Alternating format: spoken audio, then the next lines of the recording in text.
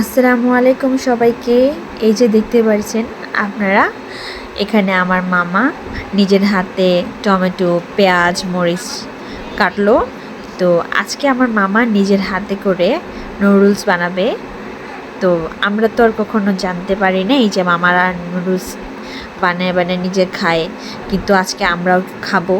সেজন্য সবার জন্য মামাই এসে নিজের হাতে নুডলস বানাচ্ছে। তার নিজের যতটুকু যোগ্যতা আছে সেটা দিয়ে বানাচ্ছে। তো মামা মামার মতো টেস্ট করে এরকম নুডলসটা বানাচ্ছে। তো মামা প্রথমে তেল দিয়েছিল, তেলের পরে কিছু পেঁয়াজ কুচি দিয়েছিল।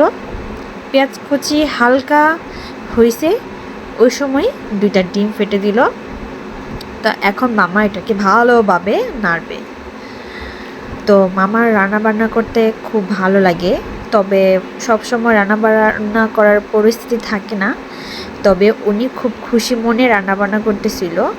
একদম দেখুন ওনার রান্নার স্টাইলটা দেখলেই বোঝা যায় সে প্রায় রান্না করে, মানে রান্না করার জন্য মানে যতটুকু মানে নিজের আগ্রহটা আছে ওনার পুরোটাই দিয়ে দিয়েছে। এরকম সুন্দর করে নাড়ছে। অনেকে তো ভয় পায় এরকম, কিন্তু মামা একদম পুরো ফ্রিভাবে সুন্দর করে রান্না করতেছিল।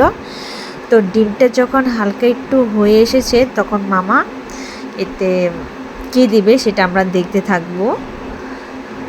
তবে এর মধ্যে আমরা বলতে চাই, যারা যারা আমার চ্যানেলটা সাবস্ক্রাইব করো নাই তারা অবশ্যই একটু সাবস্ক্রাইব করে দিবে।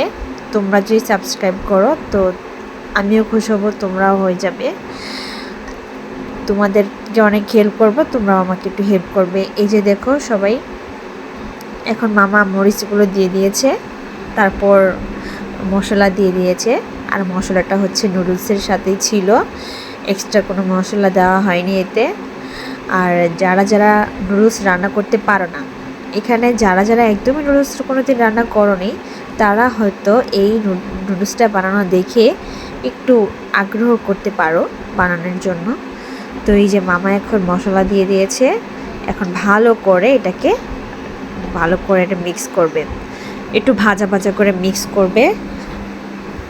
তো এইভাবে যদি একটা খাবারে যদি আপনি আস্তে ধীরে সুন্দর করে ব্লান্ড করতে থাকেন, মিক্স করতে থাকেন, তারপর রান্নার স্বাদ মজা না হয়ে কোথায় যাবে? খুব ভালো হবে খেতে। তো সব কিছুর ভিতরে এরকম ভালোবাসা দেওয়ার চাই। তো মামা এখন ওইটা ভাজা ভাজা হয়ে গেছে। তো এখন মামার টমেটোগুলো দিয়ে দিয়েছে।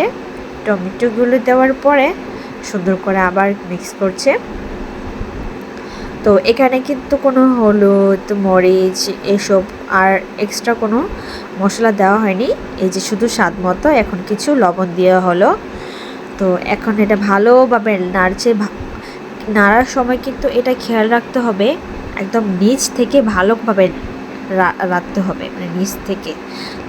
যদি আপনি নিচ থেকে ভালোভাবে না নাড়েন তাহলে হবে যে নিচের দিকে এই খাবারটা লেগে যেয়ে পুড়ে যাবে, হালকা হালকা পুড়ে যাবে এবং খাবারের স্বাদটা একটু নষ্ট হয়ে যাবে। তো এই জন্য আমরা সেদিকে ভালোভাবে খেয়াল রাখবো যে যাতে নিচে না লেগে যায় আর এটা নিজে পুড়ে না যায়। পুড়ে গেলে কালো হয়ে যায়, দেখতেও খারাপ লাগে, স্বাদটাও চেঞ্জ হয়ে যায়। তো এখন নুডলসগুলো আমরা প্রথমেই দেখেছিলাম যে নুডলসগুলো মামা আগেই সিদ্ধ করে রেখেছিল, একটা ছাঁকনিতে রেখে দিয়েছিল। সেটা আপনারা দেখতেই পারলেন, কারণ ছাঁকনি থেকে এখন এই নুডলসটা ঢালা হয়েছিল। আপনি যদি আর অবশ্যই এটাও মনে রাখবেন যে নুডলসটা সব সময় 80% সিদ্ধ করবেন। বেশি সিদ্ধ করলে কিন্তু নুডলসের স্বাদটাও চলে যাবে, আর নুডলসের দেখতেও খুব বাজে লাগবে।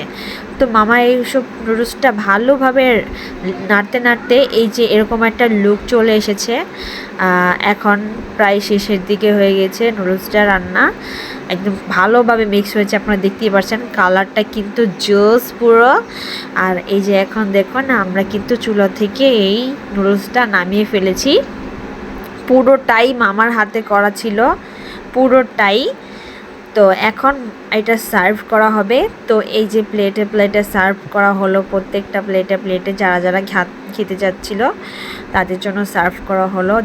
দেখুন নুডলসটা কত ফ্রেশ, কত দেখলেই পুরো এরকম মানে অ্যাট্রাকটিভ একটা নুডলস এত সুন্দর লাগছে, খেতেও খুব ভালো লাগবে। তো আমরা দেখেছিলাম যে 3টা প্লেটে সার্ভ করা হয়েছিল, যে একটা হচ্ছে আমাদের যে ভিডিও যে করছে আমাদের ক্যামেরাম্যান ওনার জন্য একটা, আর একটা হচ্ছে আমার এই যে মামা, আর এটা হচ্ছে আমি আর আমার মামাকে দেখতে মাশাআল্লাহ অনেক সুন্দর। সবাই একটু দোয়া করবেন আমার মামার জন্য, মামা বাইরে চলে যাবে, তাই সবাই একটু দোয়া করবেন ওনার জন্য।